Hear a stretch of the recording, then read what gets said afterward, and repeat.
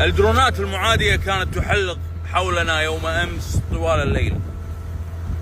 من هذا الذي يرسل درونات تمتلئ بالوحشية لأسطول سلمي يرسل مساعدات إلى أطفال؟ المسألة إن إحنا في البحر، وفي البحر لا توجد أضواء، فتشاهد النجوم كاملة، حتى غبار النجوم، يعني منظر بحياتك ما تشوفه. لا يترك لك ذلك مجالا أن تخاف.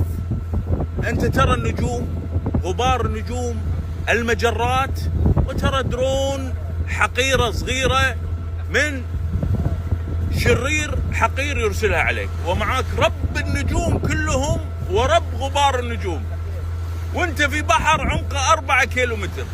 امام هذه العظمة الإلهية، لما تتيقن ان انت متجه الى امر، الى اطفال، هؤلاء الاطفال 700 يوم، احنا كانوا 4-5 درونات على روسنا، 700 يوم الاطفال هؤلاء، مئات الدرونات فوقهم، سيمفونية من الرعب فوقهم. احنا كنا في غزة في مارس 2024، ما تقدر تسمع ولا شيء، درون بظهر درون، والطيارة وكل طيارة لها صوت.